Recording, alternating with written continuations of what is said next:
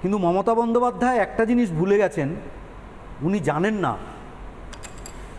মুসলিমরা, পশ্চিমবঙ্গের মুসলিমরা বুঝতে চেষ্টা করেছে, ভাবতে চেষ্টা করছে যে তারা আর ভোট ব্যাংক হয়ে থাকবে না, তারা আর ভোট ব্যাংক হয়ে থাকবে না। আর এই জন্যই মমতা বন্দ্যোপাধ্যায়ের মতো এই হুমায়ুন বাবরের ছেলে হুমায়ুন কবিরদের মতো লোকেরা, মানে বাবরের জেনারেশনের হুমায়ুনদের মতো লোকেরা মরিয়া হয়ে উঠেছে মুসলিম সমাজকে ভোট ব্যাংক বানিয়ে রাখতে, যেটা মুসলিমরা করতে চাইছে না। এইটা মমতা বন্দ্যোপাধ্যায়রা বুঝে গেছে। রাজপুত্র, এটা আমি কৌশিকদা আপনার কাছে আসবো। রাজপুত্র, এটা কি মানে কোনো কাজ হচ্ছে? এবং প্রথমত আমি তোমাকে একটাই প্রশ্ন করব, হুমায়ুন কবির যে কথাটা বললেন এবং যে দমের সাথে, কনফিডেন্সের সাথে বললেন আমি ক্ষমা কেন চাইবো, এটা উত্তরপ্রদেশে করতে পারতেন? বা উল্টো হুমায়ুন কবিরের জায়গায় অন্য কোনো নাম, ধরো রাজশ্রী লাহিড়ী, সঞ্জয় শাস্ত্রী, ঠিক এই কথাটাই অন্য কোনো ধর্মের, অন্য কোনো সম্প্রদায়, আমি নামও বলছি না, দেখো ভয় পাই আমি, এই নামগুলো বললে রাজ্য পুলিশ ওত পেতে বসে থাকে, কখন বলে দেবো এই তুমি তো সাম্প্রদায়িক। কিন্তু সত্যি হুমায়ুন কবির যে কাজটা করলেন, প্রধানমন্ত্রী স্পেসিফিক একটা কথা বলছেন যে এই মিনমিনে মিডিয়া, মমতা বন্দ্যোপাধ্যায়ের এই গ্যাং, এই ভোট জেহাদ যারা করে তারা চুপ করে আছে। মমতা বন্দ্যোপাধ্যায় এবং তার গ্যাং কথা বলছে না, একজন সিটিং এমএলএ সে কিছু ভারতীয়কে, ভুলে যান হিন্দু মুসলিম, কিছু ভারতীয়কে, যেটা কৌশিকদা বললেন, ভাগীরথীর জলে ভাসিয়ে দেওয়ার কথা বলছেন, হুমকি দিচ্ছেন, তারা চুপ কেন? কোনো ন্যাশনাল ডিবেট হচ্ছে না কেন এই নিয়ে? মহিকদা, আমি সুবোধ বালকের মতন প্রত্যেকের কথা শুনেছি, একজনের কথার মাঝেও একটা ফুট কাটিনি। আমার বক্তব্য হচ্ছে, আমার অনুরোধ সকলের কাছে, প্লিজ আমাকে পুরো বক্তব্যটা শেষ করতে দেওয়া হোক। স্পর্শকাতর বিষয়, বক্তব্যটা শেষ করতে দেওয়া হোক, নাহলে পুরো আলাদা বাড়াচ্ছ তোমরা। না না, স্পর্শকাতর বিষয় এই কারণেই, কারণ যে ধরনের জিনিস নিয়ে আমরা আলোচনা করছি, হিন্দু মুসলমান এই শব্দগুলো, তো আমরা হিন্দু মুসলমান বলুন, আপনি বলুন। না বলছি আপনি বলুন স্পর্শকাতর কেন? আপনি বলুন তাহলে। স্পর্শকাতর কেন? আপনি বলুন। হিন্দু মুসলমান এটা বললে স্পর্শকাতর। আপনার সময় যদি কথা বলতাম মশাই, আপনার সময় কথা বলতে আপনি বলতে পারতেন, টেবিল বাজারে আপনি কথা বলতে পারতেন, আমি টেবিল বাজারে আপনি কথা বলতে পারতেন। আপনি অভিনেতা মানুষ, আপনি কি কেন অভিনয় করতে এসেছেন? আপনার সময় আমি টেবিল বাজারে ভালো লাগতো? অপ্রাসঙ্গিক হয়ে লাভ নেই। হিন্দু মুসলমান বললে স্পর্শকাতর কেন? বাঙালির এই ন্যাকামি কেন?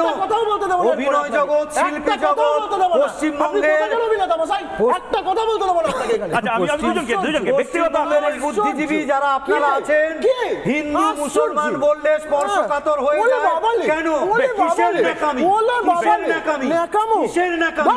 হিন্দু মুসলমান স্পষ্ট করে বলুন।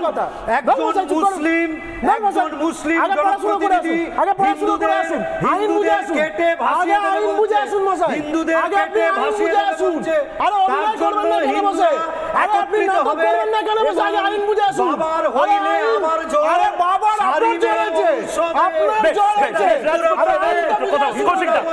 কৌশিকদা বাকিদের আমি থামাচ্ছি। রাজপুত্র, তুমি বলে নাও, সংক্ষেপে বলে নাও। পরিষ্কার কথা হচ্ছে, এটা সংক্ষেপে বলার মতন বিষয় নয় মুদ্রা।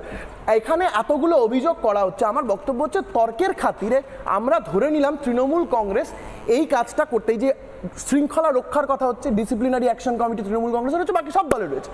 আমি ধরে নিলাম তৃণমূল কংগ্রেস অপারক, তৃণমূল কংগ্রেস তর্কের খাতিরে আমি ধরে নিলাম হুমায়ুন কবিরের ক্ষেত্রে ব্যবস্থা নেয়নি, দলীয় সূত্রে ব্যবস্থা নেয়নি, তৃণমূল কংগ্রেস অপারক।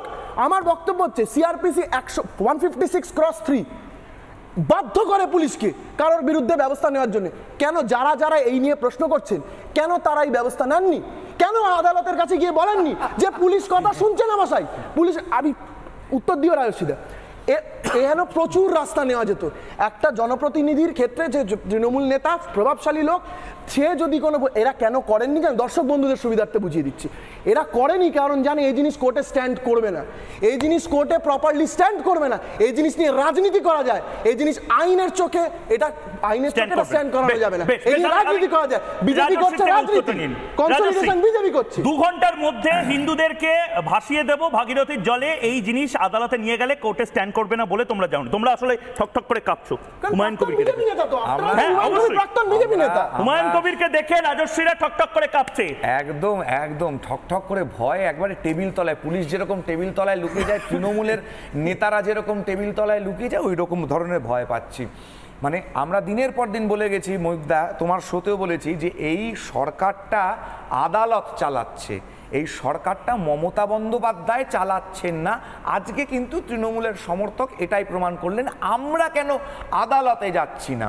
এই প্রশ্ন কথাগুলোর জন্যই আমরা অপেক্ষা, প্রত্যেকটা ইস্যুতে আমাদেরকে আদালতেই যেতে হয়েছে, এটা নিয়েও আদালতে যাওয়া হবে, একদম নিশ্চিন্তে থাকুন, কেউ বসে থাকবে না। তবে আমার একটাই শুধু প্রশ্ন, 2002 সালের গুজরাট নিয়ে যারা একেবারে বিরাট গেল রব, মানে নেলি কবে হয়েছিল, দিল্লির ঘটনা প্রকাশ্যে শিখ গণহত্যা হলো, তার দায়ও আমাদের ঘাড়ে যারা চাপালো, যারা মোমবাতি নিয়ে কথায় কথায় রাস্তায় বেরিয়ে গেল, বৃদ্ধজন বুদ্ধিজীবী জন, এই যে এত উনি একজন অভিনেতাকে এতক্ষণ কথা বললেন, ওখানেও অনেক অভিনেতা অভিনেত্রী কাকপক্ষী আঁকা লোকজন একেবারে ক্যান্ডেল নিয়ে বেরিয়ে পড়তো।